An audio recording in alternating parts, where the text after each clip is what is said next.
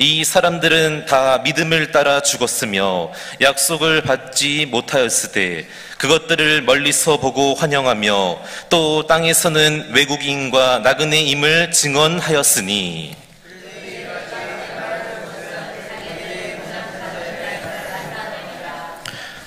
그들이 낳은 바 본향을 생각하였더라면 돌아갈 기회가 있었으려니와 그들이 이제는 더 나은 본향을 사모하니 곧 하늘에 있는 것이라. 이러므로 하나님이 그들의 하나님이라 일컬음 받으심을 부끄러워하지 아니하시고 그들을 위하여 한 성을 예비하셨느니라. 아멘. 성도 여러분, 우리가 신앙에서 배울 때 하나님의 말씀을 선포한다고 하는 것은 크게 개신교에서는 세 가지가 있습니다. 먼저 하나님께서 직접 인간의 몸으로 오신 예수 그리스도, 이분께서 하나님의 말씀입니다. 두 번째로는 기록된 말씀입니다. 하나님의 말씀인 구약과 신약의 66권의 이 말씀이 하나님의 기록된 말씀입니다. 세 번째는 성령 안에서 선포되는 목회자의 설교, 이것이 하나님의 말씀으로 개신교에서는 세 가지를 하나님의 말씀으로 보게 됩니다. 그런데 우리가 하나님의 말씀을 글이나 주변의 설교로만 듣는 것 이상으로 우리에게 필요한 게 한 가지가 있는데, 그것은 본보기를 누군가를 대상으로 삼아서 우리의 믿음이 성장하는 겁니다. 여러분, 흥미로운 것은 누가 나를 전도했을 때 그 사람의 믿음만큼 내가 따라갑니다. 그분이 주일낮, 주일저녁, 또 수요예배, 새벽기도 다 다니는 분이 전도했다면 어쩌다가 나도 모르게 끌려가다가 보니까 그렇게 다니게 됩니다. 근데 주일날 낮에만 나를 데려오는 분이 있다면 나도 그 정도밖에 안 됩니다. 이게 많고 적고를 떠나서 누군가가 우리에게 모델이 돼주고 모범이 되어준다는 것은 중요하다는 겁니다. 이 시간에는 6월을 맞이하여서 호국 보훈의 달이라고 일반 사회에서도 말을 하지만 우리가 잘 알고 있으나 구체적인 것을 좀 더 명확하기 위해서 손양원 목사님의 생애에 대해서 PPT로, 파워포인트로 준비를 했습니다. 이제 함께 보시도록 하겠습니다.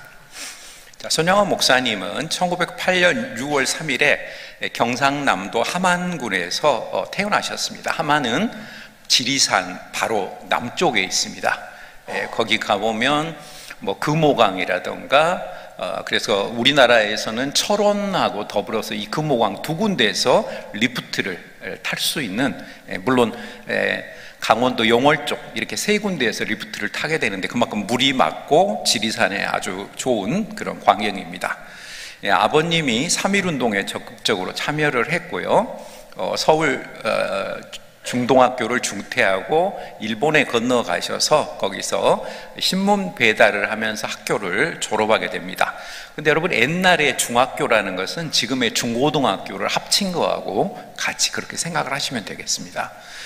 그리고 경남 성경학원에서 그 당시 주기철 목사님이 선생님으로, 교수로, 요원으로 있었고 손장원 목사님이 제자였습니다. 그래서 여러분, 어떻게 보면은 뛰어난 사람은 뭔가 뛰어난 사람하고 이렇게 연결되어지는 그러한 그물과 같은 네트워크처럼 서로 연결되는 것을 볼 수 있습니다.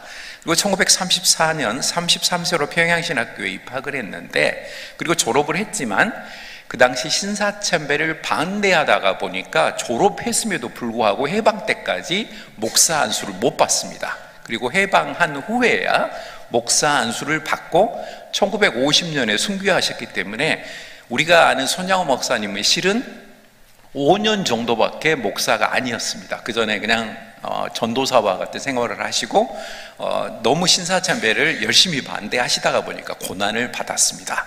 사실 일제강점기 때 장로교에서 정말 부끄러웠던 중에 하나가 평양에서 모여서 전국적인 총회를 하면서 신사참배를 찬성했습니다. 동시에 손양호 목사님이라든가 주기철 목사님처럼 신사참배를 반대한 사람들을 축출해버렸습니다. 그런 부끄러운 것은 해방 이후에 한참 세월이 지나서야 장로교 총회에서 잘못된 거다, 그거 회개합니다라고 한참 세월이 흘러서야 바뀌었습니다. 그러니까 그때는 사실은 일사각오의 자세로 주기철 목사님처럼 순교의 각오를 했던 분들이 거꾸로 쫓겨납니다. 심지어 사모님과 아이들, 어린아이들까지 한 겨울에 사택에서 쫓겨납니다.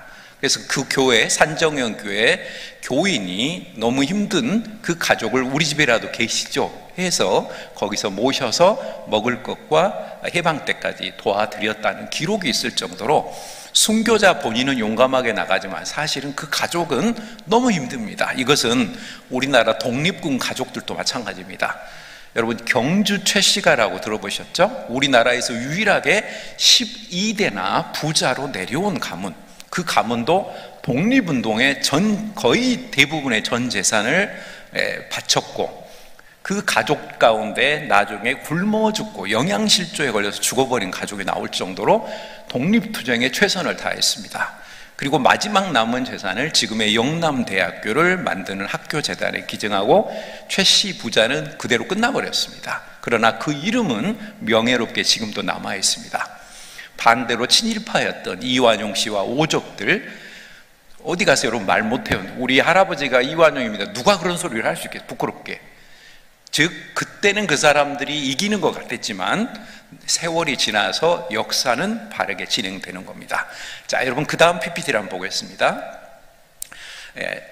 1950년 순교할 때까지 경상도에 계셨던 손장호 목사님이 이제 애양원교회 부임하셨는데, 물론 이때 안수를 못 받으신 거예요. 애양원교회 부임을 하셨는데 거기서 목사 안수를 받고 1950년 순교하실 때까지 약 12년 만으로 한 11년 정도 거기서 사역을 하시게 됩니다.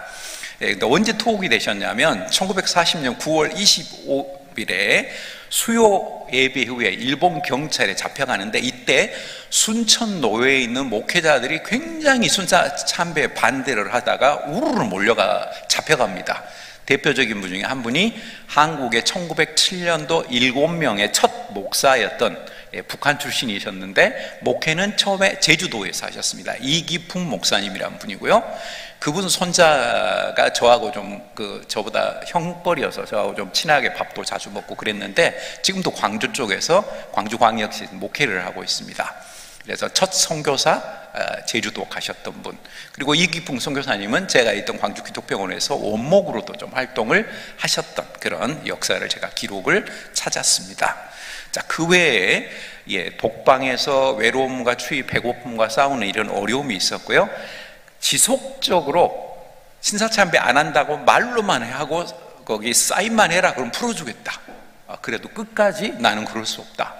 그 어려움을 겪고 8월 17일에야 추록하기까지 무려 5년 동안 감옥살이를 하셨습니다. 그러니까 여러분, 일본이 우리나라에 뭐라고 말을 해도 기독교적으로나 또 여러 면으로 볼 때 한국 사회에 대한 너무나도 큰 부채가 있다고 할 수 있습니다. 이거는 뭐 5억 불로 차관 줬으니까 유상무상 합쳐서 뭐 우리 없어, 우리가 한국한테 뭐 경제적으로 다 갚았어, 이렇게 말을 하면 안 되는 겁니다. 사실은 계속해서 사과를 하고 피해자가 됐다라고 할 때까지 사실은 사과하는 독일과 같은 자세가 필요한데, 일본은 이게 신도라고 하는 종교가 미안하단 말을 안 하는 종교입니다. 기독교는 잘못했다고 회개를 하는 종교입니다. 그러니까 독일은 기독교적인 신앙이 깔려있기 때문에 히틀러 그때 우리 독일교회가 잘못했습니다, 독일 정부 잘못했습니다, 이렇게 나오는데, 힌두교는 뭐 윤회하다가 보니까 그럴 수도 있는 거지 뭐. 이거 신도라고 하는 것이 불교적인 것과 짬뽕이 되어 있다 보니까 그런 문제가 가져오는 것이죠. 자, 그 다음 PPT를 한번 보겠습니다.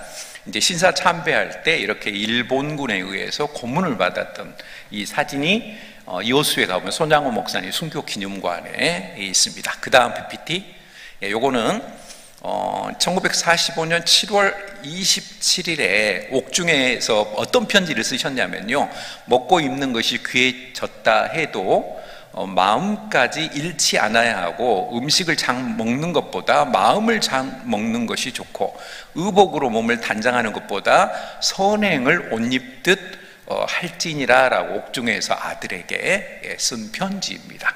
자, 그 다음 슬라이더. 자, 한센병자를 위한 이 애양병원이라고 하는 것은 원래 뭐였냐면요, 1905년에 광주 제중원, 지금 광주 기독병원이 여기서 4년 후에 1909년에 봉선동에다가 나 환자들을 위해서 전국에서 처음으로 이렇게 생기게 됩니다. 그리고 여기에 영향을 받아서 총독부에서 야, 조선인들도 나 환자를 위해 저런 거 하는데 우리도 뭔가 하자, 그래서 만든 게 나중에 소록도 병원입니다. 그거는 이제 국가에서 만든 거고, 그보다 훨씬 전에 기독교인들이 1909년에 나 환자들을 위한 E자, 영어의 ABCD에서 E자 모양의 에딘버러라고 하는 E가 영국의 스코틀랜드의 수도인데, 거기서 나 옆에서 돈이 왔습니다. 그래서 거기다가 E자 모양을 하고 가운데가 직원 숙소, 앞에는 남자 환자, 밑에는 여자 환자, 이렇게 했는데, 그 계기가 어떻게 된 거냐면요, 그 당시 광주 제중원의 원장이 장흥에 가셨다가 이 선교사가 그만 독감에 걸려버려요.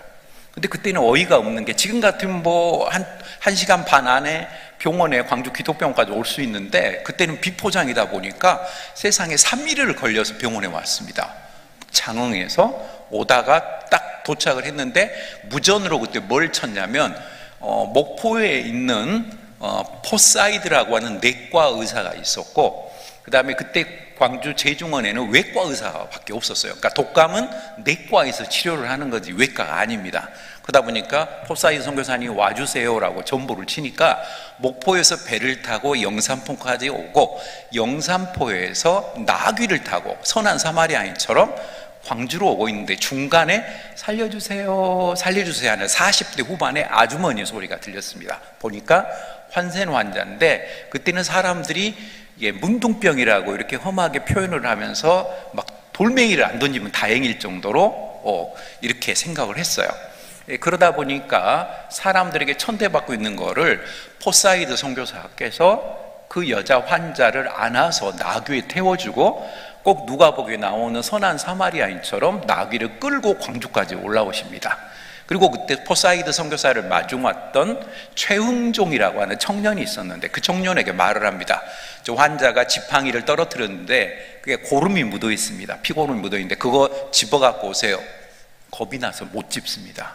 근데 그걸 웃으면서 집어가지고 환자를 줍니다. 근데 그때 최흥종이라고 하는 청년이 충격을 받았습니다. 나도 겁이 나서 못 손대는데 저 사람은 어떻게 저런 마음이 있을까? 거기서 최영종이라는 청년이 회심을 하고 기독교인이 됩니다. 그리고 그가 자기 앞으로 물려받은 1000평 정도 되는 봉선동에 있는 땅을 광주 제중원에다가 기증을 하고, 거기다가 이제 세월이 조금 지나서 아까 말씀드린 봉선동 나환자 병원을 만들게 됩니다. 그게 1909년이고, 그리고 안타깝게도 그때 포사이드 선교사가 모시고 갔던 이 환자는 병원에 갈 수가 없어요. 직원들도 걱정이고 환자들이 다 도망가려고 그래. 뭐 이런 사람을 데려오려고 하느냐. 그래서 어쩔 수 없이 그때 수피아 여학교를 벽돌을 굽는 가마터에다가 침대를 하나 가져와서 거기다 모셨는데, 안타깝게 보름 만에 사망을 하고 말았습니다. 자, 여러분, 그 배경이 바로 나환자고, 그런데 광주에 이 제중원이 있고 일반인들을 위해서 봉선동이 좀 떨어져서 몇 킬로 떨어진 데가 봉선동에 있는데, 문제는 이 봉선동에 있는 나환자 병원이 너무 여러분 잘 돼요. 이게 문제가 됐어요. 왜 잘 되는 게 문제가 되냐면, 수용 인원이, 여기가 여러분 그 당시 환자 치료소인데 수용 인원이 원래 한계가 한 150명 정도밖에 안 되는데 500명이 와버린 거예요. 500명을 지금 수용하고 있어요. 그러다가 800명이 돼요. 그럼 어떻게 되겠어요? 이분들이 여름에 어디로 가겠어요? 이게 광주 박림동이 상류 쪽이거든요. 이 사람들이 가서 물을 먹고 목욕을 해버리네요. 하류에 있는 광주 사람들이 난리가 났어요. 그때는 수도가 없던 시절이라 쫓아내라, 나가라, 너희들 왜 여기 있냐, 막 그래 항의를 하고 막 하는 바람에 어쩔 수 없이 이제 세 군데를 찾아가게 됩니다. 그래서 하나는 나비 축제로 유명한 한평, 그 다음에 또 신안군 쪽, 그 다음 세 번째가 지금의 여천군에 있는 곳이었는데, 선교사들, 그 당시 2대 원장인 광주기독병원의 윌슨 원장께서 그 여천 쪽이 좋은 것 같다. 그래서 그쪽으로 이사를 가는데, 여러분 이사 가는 것도 1년에 이사를 못 갔어요. 왜 못 가냐면 낮에 나 환자가 움직이면 사람들이 막 안타깝게도 돌멩이를 막 던져요. 거꾸로 밤에만 이사를 해야 돼요. 밤에만 이사하고 낮이 되면 못 가요. 멈춰가지고 거기서 쉬어야 돼요. 이러다 보니까 상당한 오랜 시간을 걸려서 여천까지 가게 되고, 또 이분들이 대부분이 기독교 신앙을 갖고 있다 보니까 우리가 뭘 해야 먹고 살까? 그래서 거기다가 돼지도 키우고 닭도 키우고 또 그 다음에 농사를 짓고 그러면서 자기들끼리 하나의 그런 것을 만들게 됩니다. 근데 이분들은 소록도는 여러분 전염을 시키는 이런 양성 나환자고요, 애양병원에 있는 분들은 음성 나환자라고 해서 전염을 시키지는 않는 나환자예요. 그러니까 전혀 이게 차원이 다릅니다. 그리고 참고로 양성이었던 소록도에 있는 거기를 제가 뭐 몇 년 전에도 몇 번 방문을 계속해서 기독교에서 하다 보니까 갔는데 지금은 500명도 안 남았습니다. 한때는 그게 3,500명까지 있었는데 우리나라의 그 양성 나환자가 지금은 계속해서 줄고 있습니다. 그 이유는 1970년대에 나환자를 치료하는 약이 나왔어요. 그래서 지금은 더 이상 나병에 대해 사람들이 겁을 안 먹습니다. 약을 이렇게 조금 드시면 다 나아버려요. 그래서 1년에 3명에서 많으면 한 10명 정도 발병이 현재도 되고 있는데 약이 있어서 금방 치료가 되고, 오히려 지금 더 무서운 것은 여러분 결핵입니다. 다이어트 한다고 너무 날씬한다고 밥을 안 먹고 그러면 특히 아침을 걸으시면 위험해요. 좀 통통한 게 좋아요, 여러분. 너무 날씬하다가 결핵 걸리면. 제가 결핵병동인 광주병원에 있어서 가끔 신방을 가보면요, 희한하게 빼빼한 사람들이 확실히 결핵에 잘 걸려요. 몸이 약한 것 같아요. 자, 그래서 그렇게 된 거고, 그 다음 PPT를 한번 보겠습니다. 네, 이게 그 당시 손양호 목사님께서 부임을 했을 때, 맨 오른, 여러분 보실 때 왼쪽에 있는 게 아버지였던 장로님입니다. 부친이었던 그 당시 장로님 같이 모시고, 그때는 서양인들이 집을 짓다 보니까 저렇게 양옥으로 있고요. 지금도 저 건물이 여러분 있어요. 그리고 왜 못 건드리냐면 근대 문화 유적이라 그래가지고 못 건드리게 해서 여기 그 서울대 정형외과 출신의 원장님이 한 20몇 년 동안 원장을 하시다가 몇 년 전에 은퇴를 하셨는데, 말씀을 들어봤더니 저거 부수고 새로 지으면 훨씬 돈이 덜 든답니다. 근데 문화유적지라고 못 건드리게 해서 안에만 뜯고 저거를 숙소로 리모델링 했어요. 그래서 여러분이 여름에 혹시 우리 가족이 한번 저기 별장같이 이용하고 싶다 그러면 콘도처럼 안에 샤워시설, 텔레비전, 에어컨, 냉난방 다 되어 있습니다. 그래서 애양병원에 전화를 하시면 보기 아니게 제가 영업을 해주는 꼴이 됐는데 그런 게 있습니다. 그래서 저는 해마다 기독병원에 있을 때는 저기를 이제 인터널 레지던트 수련회를 1박 2일을 했기 때문에 저런 게 하나가 있는 게 아니라 여러 개가 있습니다, 숙소가. 그래서 사람 수에 따라 많이도 들어갈 수 있고 적게도 들어갈 수 있고, 또 단체로 굉장히 여전도회나 남성교회 가시면 저렴하게 드리는 그런 방도 또 있습니다. 자, 그 다음이요. 네, 요게 지금도 이 건물 그대로인데요, 46년에 지었던 좀 아픈 저 교회에 대한 게 있는데, 왜 아프냐면 저 교회가 여러분 아까 애양이라고 하는 것은 사랑을 키운다는 그런 뜻이거든요. 근데 애양교회 출신입니다 그러면 어떤 선입관을 갖겠냐면 저거 나환자 자손이잖아 저놈, 이런 말을 들어요. 그래서 한때는 교회 이름을 바꿨었습니다. 그러다가 몇 년 전에 다시 애양교회로 이름을 바꿨습니다. 어차피 그 후손들도 지금은 그 영향이 좀 적기 때문에 지금도 여러분 저 교회가 그대로 있습니다. 근데 재밌는 것은 500명이 모이면요, 주일 낮 500, 주일 저녁 500, 수요 예배 500, 심지어 새벽 기도에도 500. 전국적으로 이런 교회는 여기 교회 하나밖에 없었다고 그래요. 그 이유는 예배 참석 안 하면 군밤을 먹였답니다. 그래서 어쩔 수 없이 그런 설이 하나가 있고, 두 번째는 설은 보다 더 진실에 가까운 것 같은데, 그때는 텔레비전도 없고 신문도 없었기 때문에 재밌는 게 없어요. 그러니까 내가 나환자로서 가장 재밌는 것은 교회에 나와서 예배 드리는 거예요, 성도들하고 같이. 그래서 500, 500, 500, 500이 모였다고 그렇게 말을 하고 있습니다. 자, 그 다음 슬라이드. 아까 그거를 조금 고쳤어요. 현재 애양교회인데요. 한때는 저 교회 이름을 성산교회라고 이름을 붙였다가 몇 년 전에 다시 애양교회로 이름이 바뀌게 됐습니다. 한때 1000명까지도 손양호 목사님 계실 때 1000명. 그러니까 아까 제가 말을 고쳐야 되는데 주일날 1000명, 주일 저녁 1000명, 수요 예배 1000명 모였던 유일한 교회였습니다. 전국적으로. 자, 그 다음 슬라이드. 이걸 그냥 넘어가겠습니다. 그 다음. 이때 손양호 목사님이 예배를 인도할 때인데 저는 참 대단하다고 보는 것이 그때 여러분 마이크가 없었어요. 저는 이 마이크를 동원해서 여러분에게 말씀을 드릴 수 있지만 솔직히 뒤에 있는 사람에게 손양호 목사님이 뭐라고 하면 들렸을까요, 여러분? 예수님 때도 마찬가지예요. 5,000명을 먹였던 오병이어를 남자만 5,000명이고 여자분들하고 아이까지 포함하면 2만 명 생각하거든요. 예수님이 아무리 목청이 커도 들으라 해도 뒤에서는 안 들려요, 여러분. 그럼 뒤에 사람 뭐 했을까요? 그냥 분위기가 좋아서 있었던 거예요, 여러분. 그냥 분위기가 좋으니까.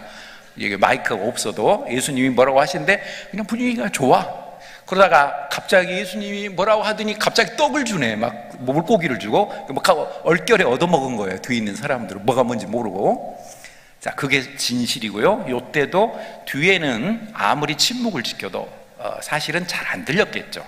그럼에도 불구하고 저렇게 진지하게 예배드리는 정신. 그래서 저희 아내의 할머니, 그러니까 외할머니죠. 외할머니 그 말씀을 들어보니까 여기는 영세교회를 서울에 계속 있다가 지금은 하나님 나라에 가셨는데 매년 여기 애양교회를 봉사하러 가셨어요. 근데 참 이 애양교회 교인들이 참 대단한 게 여기 결연을 맺으면요 이름을 적으라고 그러는데요. 그럼 예를 들어서 영세교회 저희가 할머니 이름을 적으면요 날마다 새벽기도마다 기도를 해주셨대요. 그런 굉장한 그런 이분들은 그러니까 돈 벌고 이런 것보다도 하나님 앞에서 내가 기도하는 여기다 목숨을 걸었기 때문에 다른 것보다도 훨씬 기도에 집중을 하셨다고 합니다. 자, 그 다음 슬라이드. 요 사진은 제가 사실 좀 고민이스러운데 좀 과장된 것 같아요. 과장. 손양호 목사님이 진짜 저렇게까지 하셨을까? 근데 좀 과장된 것 같지만 저만큼 환자들을 발은시켜준 것은 사실이라고 합니다. 발의 고름까지는 모르겠지만 그런 좀 그림이 있어서 제가 옮겨왔습니다. 자, 그 다음에 이게 이제 왼쪽은 윌슨 선교사, 오른쪽이 포사이드 선교사인데요. 아까 말씀드린 광주 재중원 2대 원장이 윌슨 선교사인데 이분이 1909년에 생겼다가 요거를 12년에 3년 있다가 요수로 가지고 내려갔어요. 거기 초대 원장이 되십니다. 그리고 오른쪽에 포사이드라고 써진 거 이게 이제 내과 의사셨던 전주 예수병원에도 계셨고 광주 기독병원에도 잠깐 계셨던 그 의사 선생님을 고마워하는 진짜 기념비. 그 당시 이렇게 한문을 많이 썼기 때문에 우월순 의사 기념비라고 이렇게 있고 오른쪽은 뭐 포사잇 뭐 이렇게 써져 있죠. 자, 그 다음 슬라이드. 요거는 현재 지금 보존돼 있고 요건 리모델링을 못 하고 그 당시 환자들이 살았던 집입니다. 자, 그 다음이요. 그 우편 한번 찍었고요. 그 다음에 요거를 빌려서 저희가 갔었습니다. 그러니까 이 토플하우스는 1970년대에 토플이라고 하는 의사가 와서 이분이 한 20년가량을 여기서 봉사를 해주시고 여기다가 나 환자들을 위한 신학교를 한성신학교를 운영을 하셨어요. 지금은 없어졌습니다. 그래서 저기가 방 하나에 보통 7만 원, 10만 원 해가지고 뭐 5명에서 10명 정도 들어갈 수 있는 그런 곳입니다. 그러게 따로 있고요. 아까 제가 말씀드린 거는 조금 비싼 거는 앞쪽에가 또 있습니다. 자, 그 다음이요. 이 현재 애양병원이고요. 요거는 서울대 건축학과를 나온 건축가가 정말 기념비적으로 설계를 했던 그런 곳입니다. 원래는 밑에 1층밖에 없었는데 전국적으로 환자들이 많이 오다 보니까 2층을 2010년 이후에 증축을 한 것입니다. 맨 앞에 지금 뭐라고 써졌냐면 나는 너희를 치료하는 여호와임이라는 출애굽기에 나오는 말씀이 이렇게 돌비석에 새겨져 있습니다. 자, 그 다음 옆에서 그 애양병원을 찍은 사진이고요. 그 다음에 애양병원 예배실인데 직원이 100명이 안 돼요. 한 80명 정도밖에 안 되다 보니까 원목이 없고 그냥 직원들끼리 돌아가면서 그냥 성경을 그냥 읽고 기도하는 그 정도로 하고, 뭐 일주일에 한 번 정도 가까운 교회에서 오셔서 목사님이 설교하고 뭐 그런 형태입니다. 그래서 전국에 있는 기독병원의 공통점은 화, 수, 목, 금 4일 동안은 아침에 먼저 와서 예배 드리고, 그 다음에 수술을 한다거나 환자를 돌보러 외래라든가 병동으로 가는 그런 특징들이 전국에 있는 병원이 그게 공통적입니다. 자, 그 다음이요. 자, 근데 안타까운 일이 벌어졌어요. 1948년 10월에 순천에 주둔하고 있던 14연대가 반란을 했어요. 여러분, 절대로 여수 순천 반란이라고 하면 안 되는 게, 여수 순천 사람이 반란을 일으킨 게 아니라 그 당시 14연대에 주둔하고 있던 군대가 반란을 한 거예요. 그래서 지금은 14연대 반란 사건이라고 말을 합니다. 이거는 대구 반란 사건이라고 하지 않아요. 대구에 주둔하고 있던 군대가 반란 사건을 일으켰어요. 그것도 똑같은 맥락입니다. 자, 그때 이 큰아들인 손동인 군이 굉장히 공부를 잘했어요. 지금 봐도 여러분 좀 공부 꽤나 하게 생겼죠? 좀 약간 드라마 주인공처럼 보이지 않습니까? 좀 너무 똑똑했어요. 그러니까 안타깝게도 이게 기독학생회 회장도 하고 하다 보니까 미국에 원래 유학을 가려고 했는데, 동생인 동인군과 이 동인군이고 동생 동신군과 두 사람이 그만 같은 친구에게 의해서 살해를 당하는 그런 슬픈 비극이 일어났습니다. 자, 그 다음 슬라이드. 그래서 이렇게 지금 현재 그 뒤에가 아버지 손양호 목사님 묘지고, 그 앞에 현재 묻혀 있습니다. 자, 그 다음이요. 자, 이때 많이 얻어맞고 두 아들을 죽였던 그게 안세선이라고 하는 청년이었는데, 사형을 판결을 받게 돼요.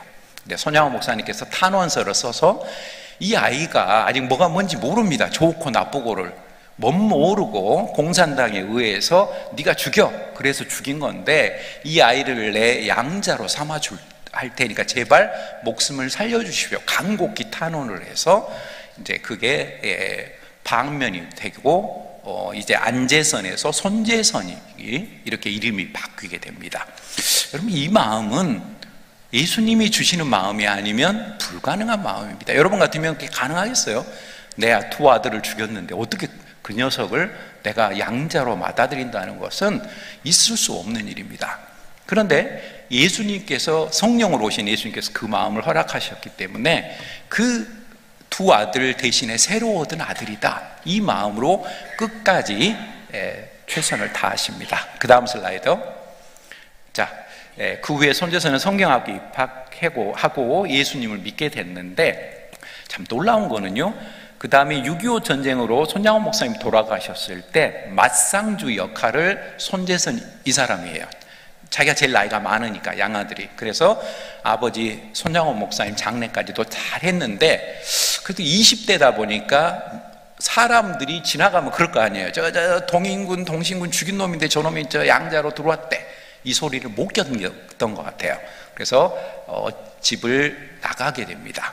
그러다가 나중에 결혼을 해서 몸이 아팠을 때 자기 아들한테 솔직하게 이야기를 합니다. 사실은 내가 안재선이었는데 네 할아버지가 손양호 목사님이다. 네가 지금은 직장에 다니는데 할아버지를 이어서 네가 목회자가 되면 좋겠다.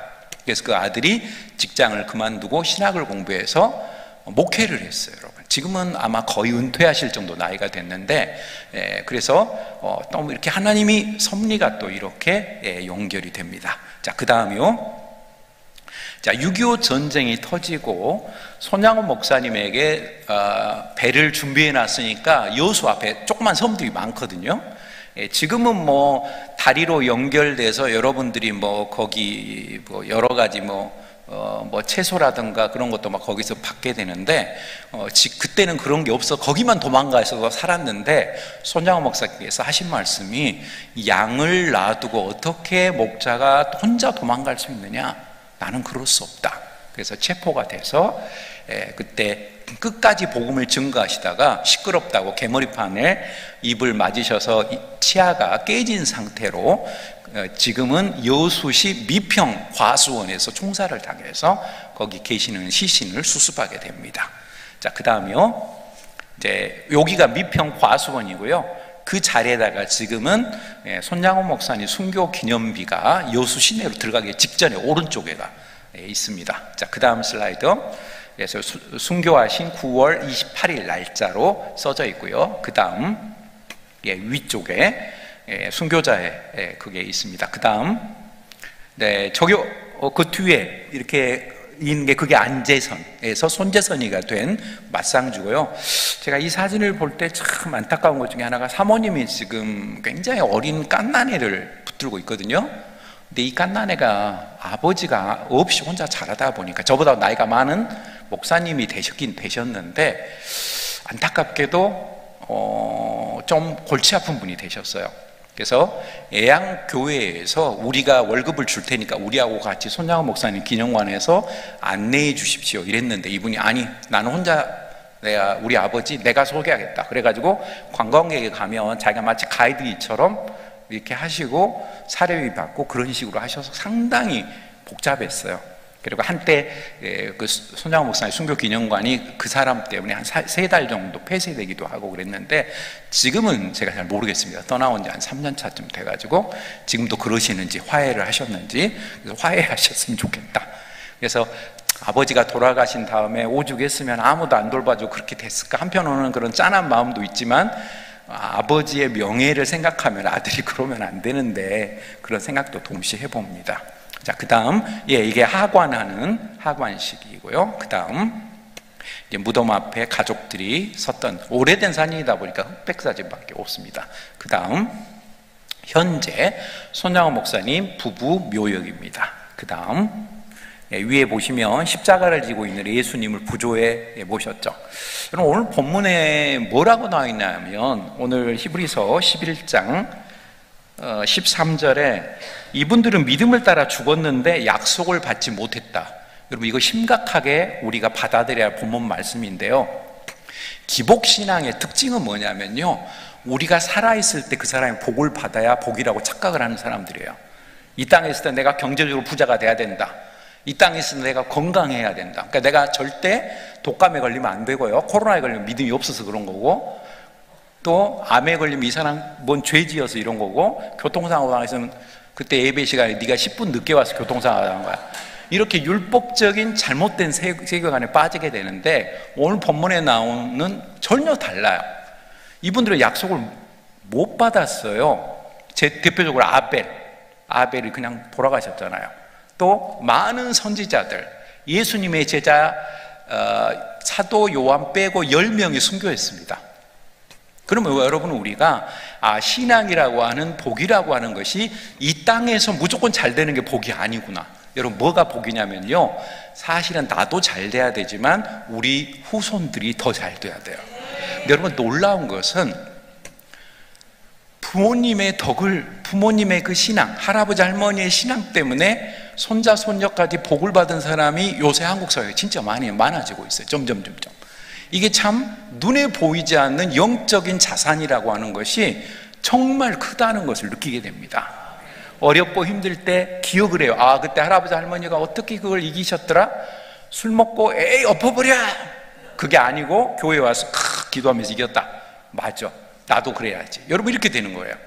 어렵고 힘들면 하나님의 말씀으로 내가 용기를 얻고 힘을 얻어 이렇게 되는데, 이게 안 되면은 배난 데 가서 받아버려! 이렇게 되는 거예요. 그런 만큼 믿음의 모범을 보이셨고, 약속을 받지 못했지만 이들은 외국인과 나그네처럼 일상을 살았죠. 그러나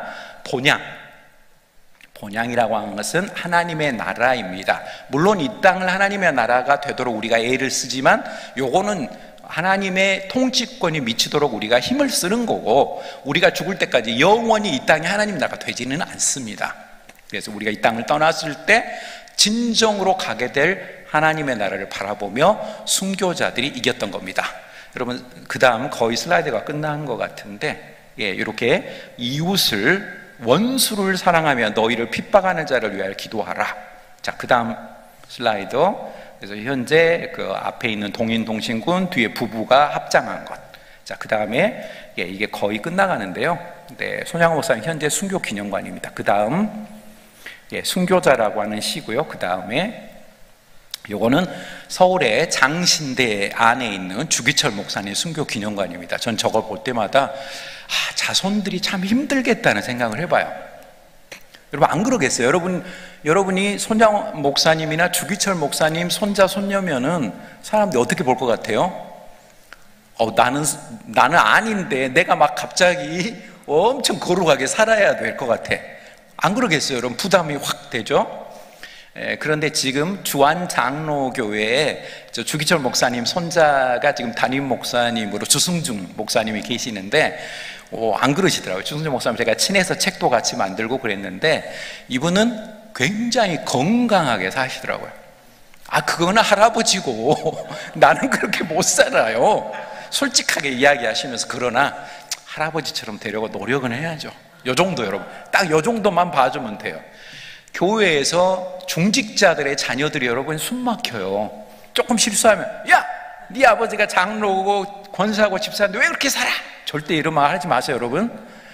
그럴 수도 있지. 저러다가 철이 들면 달라지겠지. 이렇게 너그럽게 보셔야지. 중직자 자녀라고 막 자꾸 정죄하시면 애들이 나 다른 교회로 도망가 버릴까? 이렇게 됩니다. 그래서 실수해도 모른 척. 저 녀석이 아직 철이 없어서. 나이가 들면 고린도전서 여러분 나오잖아요. 지금은 거울로 본 것처럼 희미하나 그때가 되면 얼굴을 맞댄 것처럼 본다고. 지금은 희미한 신앙이나 언젠가 명확한 신앙으로 바뀌게 될 것입니다. 여러분 제가 아마 아까 그게 마지막 슬라이드였을 것 같은데 하나인가 남았을 거야. 요게 마지막인데 그래서 결론적으로 우리 그리스도인들은 땅에서는 외국인과 나그네지만 하늘에 있는 본향을 사모하며 삽시다. 이게 장신대에 있는 기도탑입니다. 그래서 저걸 별명이 주기철 목사님 순교 기념탑 이렇게 하면서 이제 신학생들이 저기 올라가서 기도하는 그런 기도방이 몇 개 있는 그런 곳입니다. 이러한 것을 저와 여러분이 함께 닮아가서 세상의 성공은 하나님이 주시는 뭐 감사하게 아멘하고 그거하고 상관없이 나는 앞서간 선지자들과 순교자들의 뒤를 따라가는 믿음의 사람이 되겠다.